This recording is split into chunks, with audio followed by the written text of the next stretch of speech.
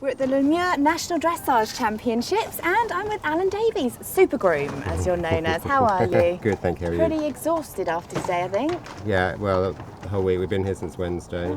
Tim and I brought up 6 horses on Wednesday and we competed 2 on Thursday, 1 on Friday, and we've had about 8 competing today. I know, I mean, poor Charlotte is just one after the other. And the whole time I'm thinking, well, poor Alan's there grooming and making sure they look pretty and all the grooms.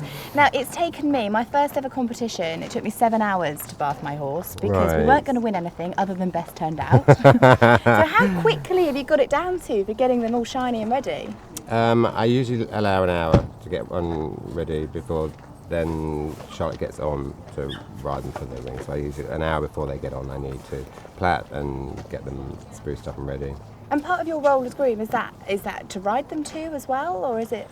And at home I hack them out. Yeah. I always hack Valegro every morning before Charlotte rides him. And Wednesdays we ride all the horses, we do the fitness work because Carl and Charlotte teach all day. So Wednesday's the fitness day and we hack them out, ride them on the roads, take them in the fields, canter them up the hills, do all that sort of stuff.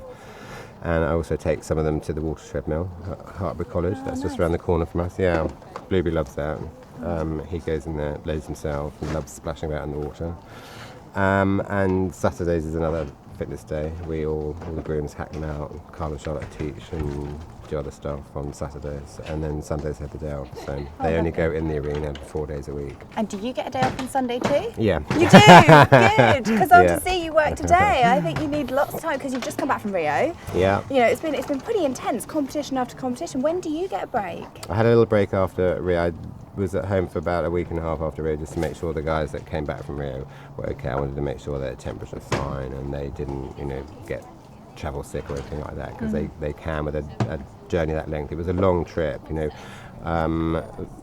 and Nip Tuck did the music on the Monday in Rio. On the Tuesday night, about 10:30, we started loading the horses onto the horse trucks, went to the airport, flew at 3 a.m, got to Liège at 7 at night, European time. By the time we'd unloaded the plane and all the horses, it was about 11 o'clock at night, so we stayed in Liège for a few hours and then drove home the next day, left Liège about 5 in the morning, got into England got back to home to the stable about 2:30 in the afternoon. So it was a long trip for them, and that amount of time travelling and tied up and things like that can cause travel sickness, but they were both, I think because we had them so fit before we went, we were adamant they were both going to be really fit this summer and ready to go to cope with the trip. And I think because they were so fit, they coped really well and they came out of the trip fresh and happy and well. So I was really pleased with that. So then I managed to get a bit of a holiday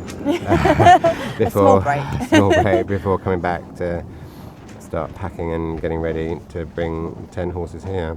So I often wonder, do you have the closest relationship with the horses? Are they like your babies because you spend so much time with them? Yeah, I do. I get really attached to them.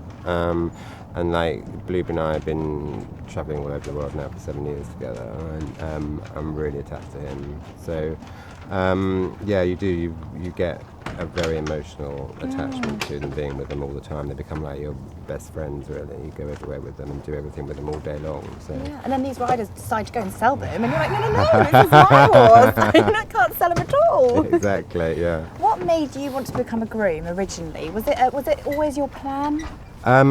I left school at 16. I just couldn't cope with being in a classroom any longer. I wanted to be outside. I had the desire to be outside. And some friends of my parents had show ponies, and I used to get chopped off their holidays and things to go and help them. And I just, this fascination, I don't know where it came from, with taking care of them, started to grow.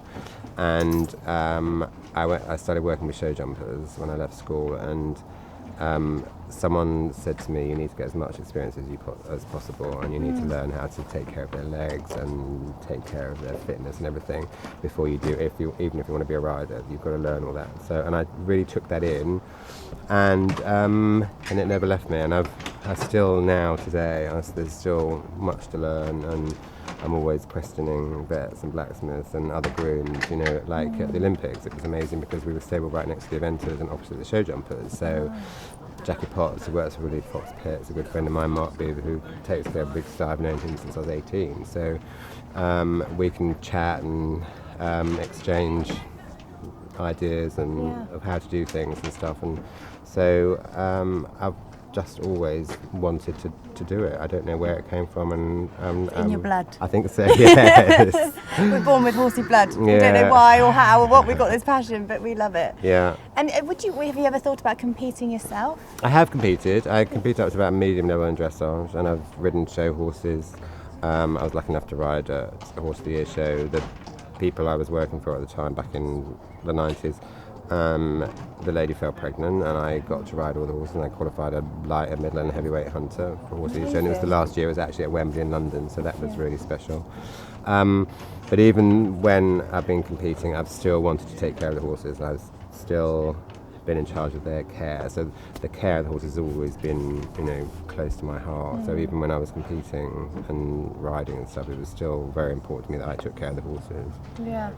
And you have quite a few youngsters coming through now that are wanting to be grooms and they're trying to learn. What would you say to them? Because it's very clear that you have to be tenacious, you have to be able to work hard and not be afraid of hard work. After watching you today, I mean, I just don't know how you do it.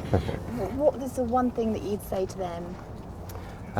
You've got to be passionate about it, you've got to want to learn, and you've got to want to take care of the horses. And I think having a you know, the passion to learn about things and wanting to take care of them is a major part of it, I think.